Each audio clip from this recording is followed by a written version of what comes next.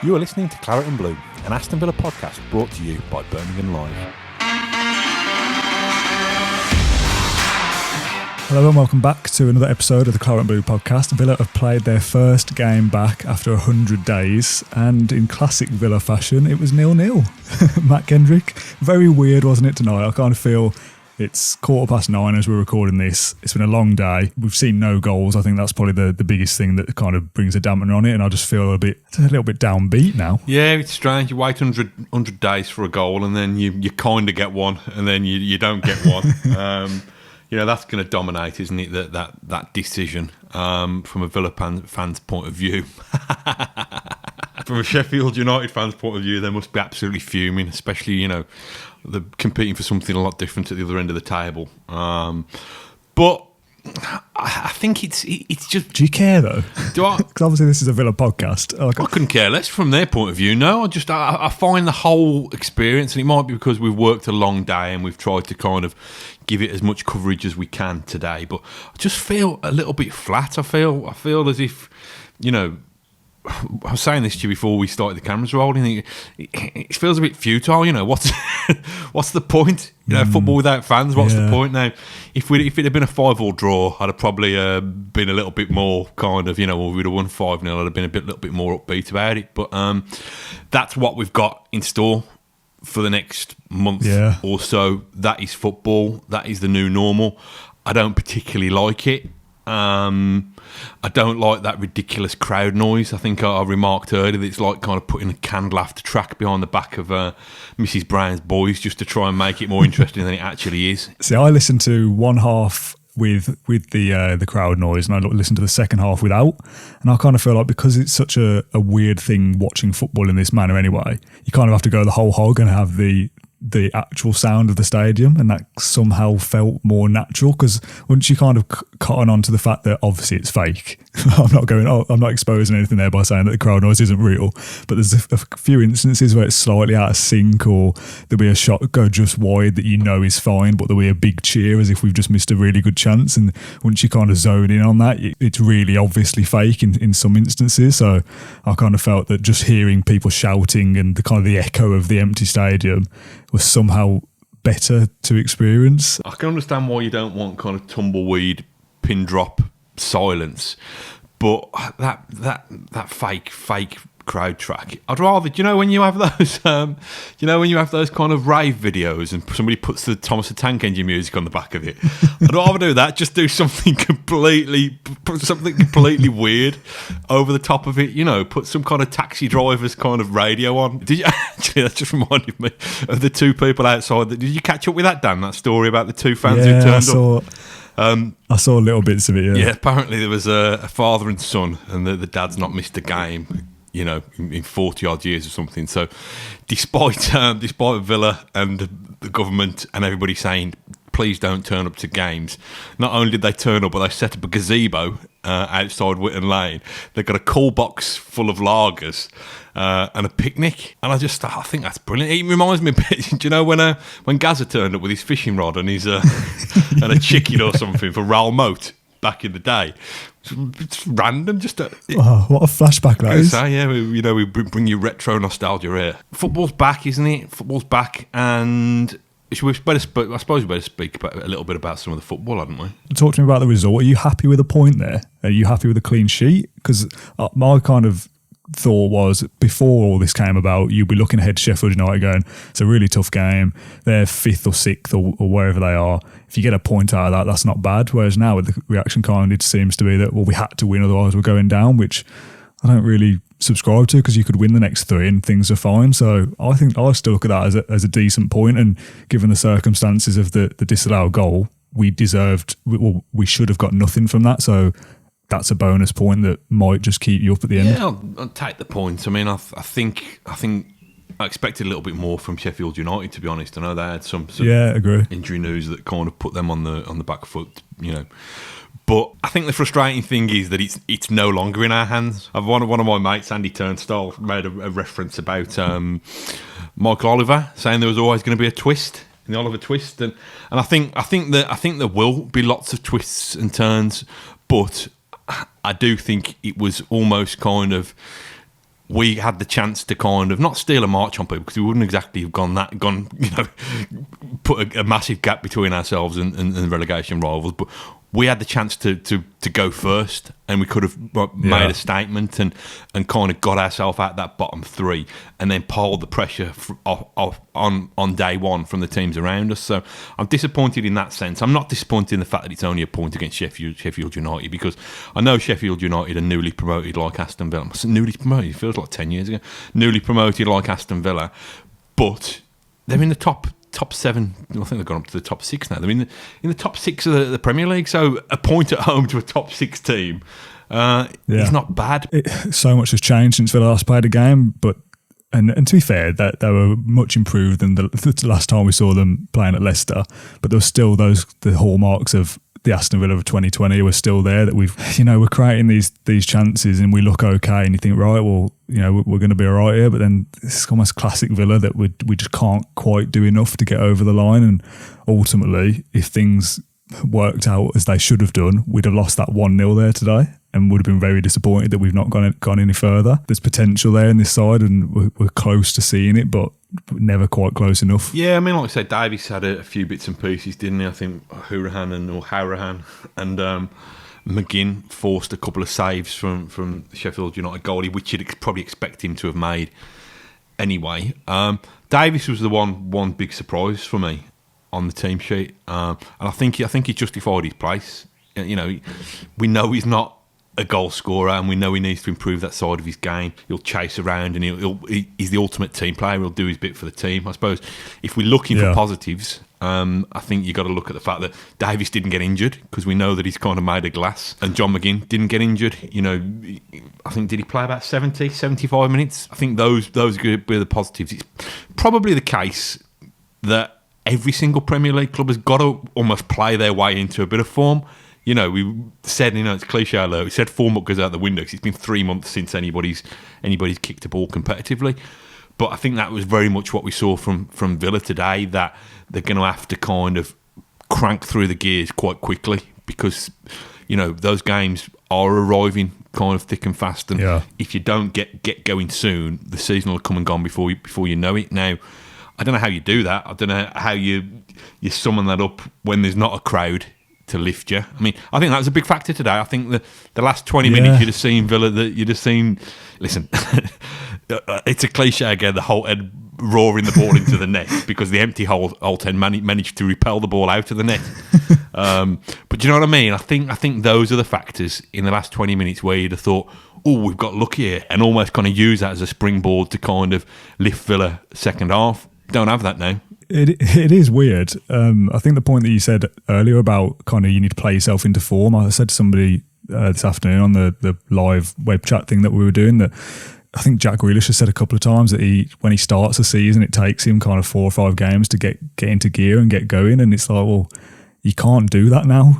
In 4 or 5 games time, we could be not dead and buried, but cut adrift to the point that we can't recover it in the final 5 games. So you can't afford to play yourself into form. You need to kind of just come back and be brilliant from the off, but it doesn't work like that, does it? That isn't the human nature, is it, to not do something for 3 months and then come back and just slip straight into it? There's definitely a few positives there, and I'm not kind of going to sit here and get too downbeat over a 0-0 draw in the first game back.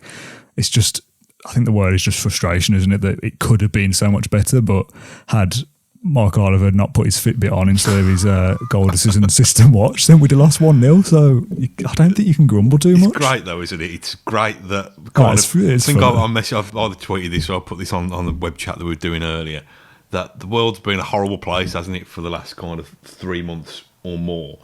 And it's almost kind of refreshing that we're back to a place where we can moan about refereeing, officiating, decisions going wrong. It's almost as if, oh yeah, okay, listen, I'm not meaning this lightly, because the world is still a pretty bleak place. But I think that's what probably Premier League football and Aston Villa gives us. At least it gives us that distraction, even if it's a different reason to moan. It gives us that distraction. I wanted to just talk about couple of things really about the everybody taking a knee from the kickoff. I thought that was a really strong, kind of poignant, evocative moment really, and I think that's the good thing about the Premier League being this global beast, isn't it? It can.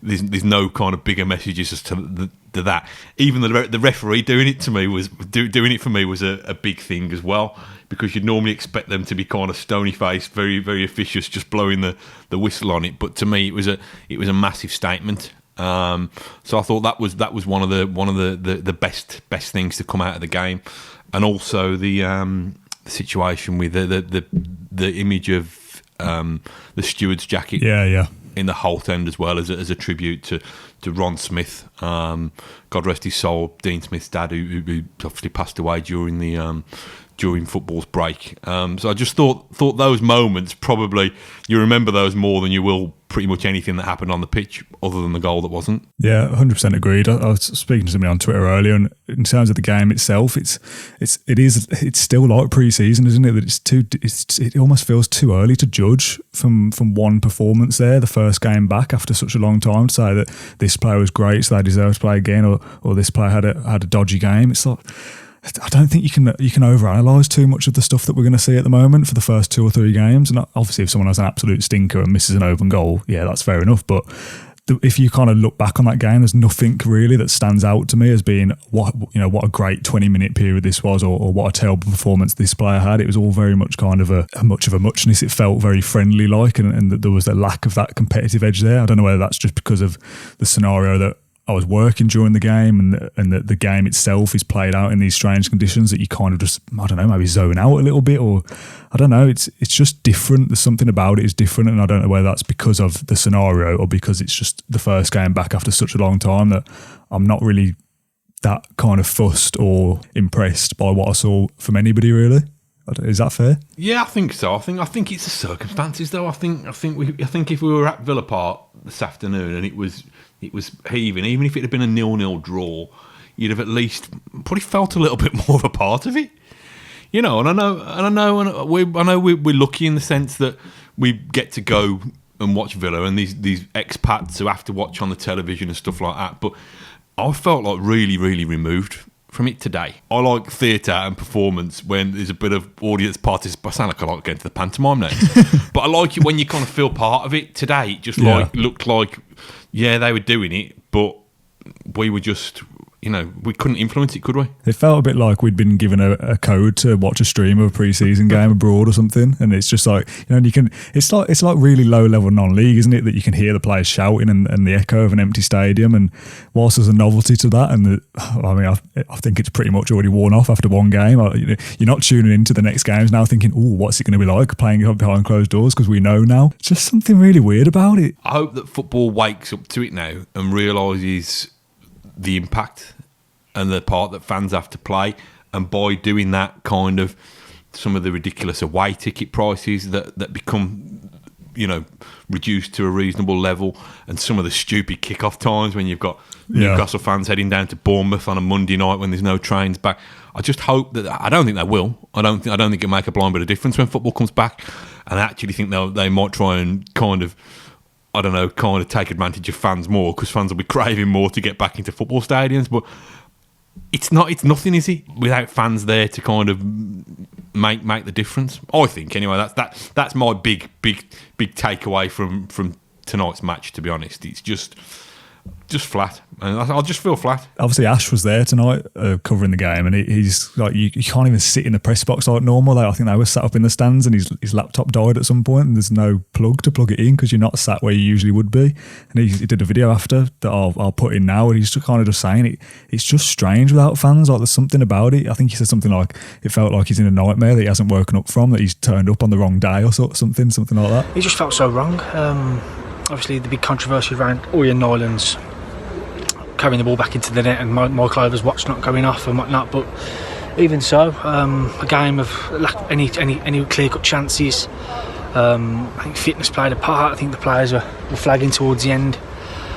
Smith used 4 of his subs as well, but it just felt really wrong. It's really really sort of silent. And as for the tempo, you weren't there today. I'll tell you what, you do miss the fans. That they do an awful lot to help Villa over the line, and today nowhere to be seen, obviously, due to the circumstances, and it just felt really weird. It felt like a training game. It felt like it didn't feel real, to be fair. Like I've been in a nightmare. I haven't woken up yet, but I hope Villa didn't lose to the point towards a target to get out of the bottom three. I don't know. I think anywhere that you consume a podcast or a written piece or a video or whatever over the next few days talking about Villa or any other Premier League content, everyone is going to say exactly what we say. Oh, it's weird. Oh, the crowd noise was weird.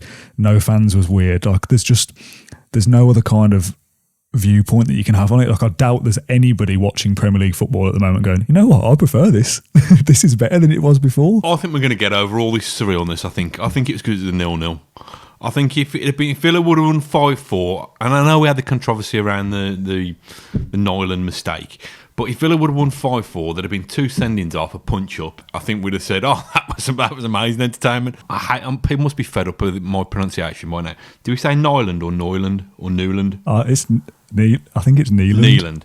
All right. Well, the Norwegian goalie. Obviously, Smith decided to favour him ahead of Pepe Reina. Do you think that moment, albeit one that Villa got away with and kept a clean sheet, ultimately, do you think that might sow seeds of doubt in Smith's mind for the next game, or do you think he'll just say, "Oh, we'll just roll with it"? I don't know. Possibly. I think there's going to be some talk at some point, isn't there, about Pepe Reina having to extend his loan, which I think Smith has said that he wants to keep him around. So if he does, you would assume that's in mind with that he's going to feature at some point. I'd expect he'll come back in at some point. I don't know whether he'll rush immediately and the next game that we play, they'll immediately drop Nyland. But it's difficult, isn't it? Because as much as the situation we can look at as with our Villa bias and laugh at and go, "Hey, we've got away with one." If that happened against us, we'd be absolutely fuming. But there has been things this season that have gone wrong for us. Nyland still has gone up for a relatively easy catch and fumbled it and fell into the back of his net. That's poor, really, as much as you want to excuse the circumstances. It was surreal, to be honest. It was bizarre, but I don't know, maybe that's the moment. Maybe that's the moment. Maybe we just stay up by virtue of 1 point or goal difference of 1. Do you know what I mean? If we do, I'm sure Sheffield United lawyers will be all over it. I'm sure they'll be competing it behind closed doors at the Old Bailey with kind of wigs on, I'd have thought. Let me read you what Hawkeye said, because I saw this and I sent it to our colleagues to in case they'd not seen it. Because I'd seen a paragraph of a screenshot and someone said, "Oh my God, Hawkeye said this," and I thought someone's just typed this up on Microsoft Word and posted it out themselves. But apparently this is a legitimate quote. I won't read it all, but they've said the 7 cameras located in the stands around the goal area were significantly occluded by the goalkeeper, defender and goalpost. This level of occlusion has never been seen before in over 9,000 matches that Hawkeye goal line technology system has been in operation.